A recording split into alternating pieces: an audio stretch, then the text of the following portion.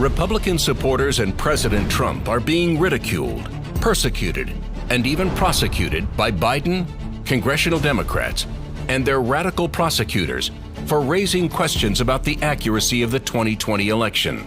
This may be one of the most hypocritical acts in history, considering the Democrats have violently claimed that the last 3 Republican presidential wins were stolen, rigged, and illegitimate. And it was the Democrats who tried to stop the certification of a Republican president. We start with the 2000 election, where Democrats claimed it was Gore, not Bush, who won, and that the Republicans and their Supreme Court stole the election. Bush versus Gore. A court took away a presidency. If Al Gore won that election, I think he won it anyway. No doubt in my mind that Al Gore was elected president. Speaking to a Democratic group in Chicago Tuesday, he made it clear he thinks Al Gore was the winner. By the time it was over, our candidate had won the popular vote, and the only way they could win the election was to stop the voting in Florida. What I observed as a voter, as a citizen of Illinois 4 years ago, were troubling evidence of the fact that not every vote was being counted. The Supreme Court selected George W. Bush as the president. He was not elected. Katherine Harris, Jeb Bush, Jim Baker, and the Supreme Court hadn't tampered with the results, Al Gore would be president. There is overwhelming evidence that George W. Bush did not win this election. I don't think that George W. Bush won the election in 2000 against Al Gore, because I think he probably lost Florida and also the nationwide. The court has been thwarting formation of the popular will, the most spectacular example being Bush versus Gore, where the majority, by a 5-4 vote, enjoined the counting of more than 100,000 ballots in Florida and essentially gave America its first court-appointed president. If all the votes were counted in Florida, that Al Gore would be president today and George Bush would be back in office. After the election, when you stole the election, you came back here and said, get over it. No, we're not going to get over it. I think I carried Florida. You know it, I know it, they know it. Democrat members of Congress also refused to participate in the official certification of the election. I rise to object to the fraudulent 25 Florida electoral votes. I must object because of the overwhelming evidence of official misconduct, deliberate fraud. It is signed by myself on behalf of my diverse constituents and the millions of Americans who have been disenfranchised by Florida's inaccurate vote count. I come from Florida, where you and others participated in what I call the United States coup d'etat. In 2004, the Republicans won again, and once again, the Democrats claimed the election was stolen. We cannot declare that the election of November 2nd, 2004 was free and clear and transparent and real. There must be independent testing of the voting machines used in Ohio. There were numerous irregularities in Ohio, including large percentages of rejections of provisional balloting, problems with voting machines. I'm not confident that the election in Ohio was fairly decided. We know that there was substantial voter suppression, and the machines were not reliable. Some machines malfunctioned, causing votes to be counted more than once, or not at all. As we look at our election system, I think it's fair to say that there are many legitimate questions about its accuracy, about its integrity. There are still legitimate concerns over the integrity of our elections. The question, obviously, is how many instances were not caught that we don't know about? Number one, we've seen a lot of what I'll call honest glitches where it just didn't work right, but also that these machines are hackable. A dishonest employee of the vendor, or a dishonest employee of a local board of elections, or simply someone who knows electronics and has a computer at home, could hack into these machines and put in a secret instruction to disregard every 20th Democratic vote or add 10% to the carrier, to the Bush vote or whatever, and you might not ever know it. Treating today's electoral vote count in Congress as a meaningless ritual would be an insult to our democracy unless we registered our own protest against the obviously flawed voting process that took place in so many of our states. Voters who wish to cast a vote for president or vice president can't approach the polls with certainty that their vote will be counted. Based upon an inordinate number of allegations suggesting gross voting rights violations and misconduct, I join with my colleagues in objecting to counting the state of Ohio's electoral votes. Among the Democrats who claimed the 2004 election was stolen was Democrat nominee John Kerry and his wife, Teresa Hines. I arranged to meet Senator Kerry at a fundraiser to give him a copy of my book.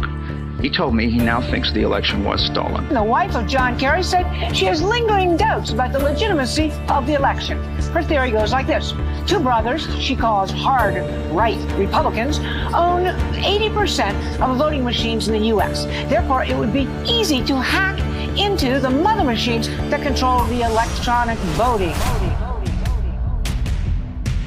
In 2016, when President Trump was declared the winner on election night, the Democrats moved quickly to call the election stolen and illegitimate, including President Trump's opponent, Hillary Clinton. Hillary Clinton apparently still not over her 2016 defeat to President Trump. She's now claiming the election was stolen from her. You can run the best campaign. You can even become the nominee. And you can have the election stolen from you. Trump knows he's an illegitimate president. But there absolutely is a cloud of illegitimacy. I don't see this president-elect as a legitimate president. The president-elect, although legally elected, is not legitimate. He's an illegitimate president in my mind. Could you be my vice presidential candidate? Folks, look, I absolutely agree. So that legitimacy is in question, yes. I have an objection. There was a widespread understanding that this election was not on the level. Some Democrats continued to promote the totally false narrative that President Trump had somehow conspired with the Russians. The outcome of the election was affected by their interference, and now we need to know, to what degree, if any, the Trump campaign was actually in collusion with Russia. How can you win with Russian interference, though? That's what I'm scared about in 2020. But rightly. Because I think he's an illegitimate president that didn't really win. So how do you fight against that in 2020? You are absolutely right. Trump didn't actually win the election in 2016. He lost the election, and he was put into office because the Russians interfered. You said you believe that Russia's interference altered the outcome of the election. I do. The one thing that Trump is fearful of when it comes to his being president is that finally we will see how illegitimate his victory actually was. Do you believe Trump is a legitimate president? What I believe is that there's no question that the outcome of this election was affected by the Russian interference. An independent investigation revealed that not only was this totally fabricated by the Democrats and Clinton operatives, but that Joe Biden was also complicit. The Democrats have also accused Republicans of stealing many other elections, including in Georgia.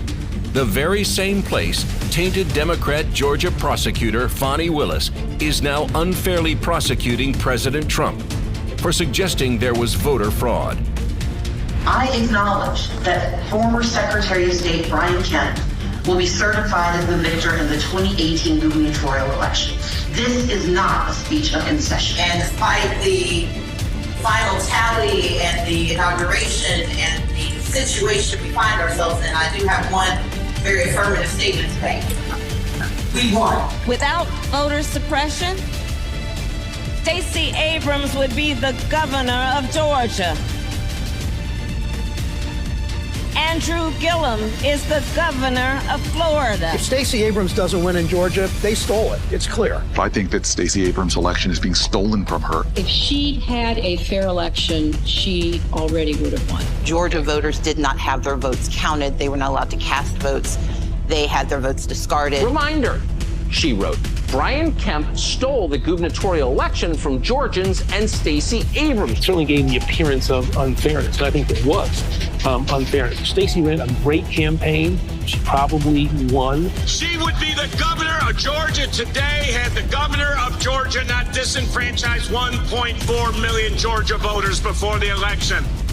That's what happened to Stacey Abrams. They took the votes away. Notably, did not concede. Okay, you acknowledged that he won, but you did not concede. Correct. 5 months later, do you still feel like your opponent won through voter suppression? Yes. Many in America are asking why President Trump is being prosecuted for doing the very same thing Democrats like Biden and Hillary have done. And the answer is very simple. Like a third world corrupt dictator, Biden will use any means necessary to stop the one Republican he knows he can't beat. How can you win with Russian interference, bro? Not be a legitimate president. He is an illegitimate president. Russia's interference. They stole it. It's clear. I'm Donald J. Trump, and I approve this message.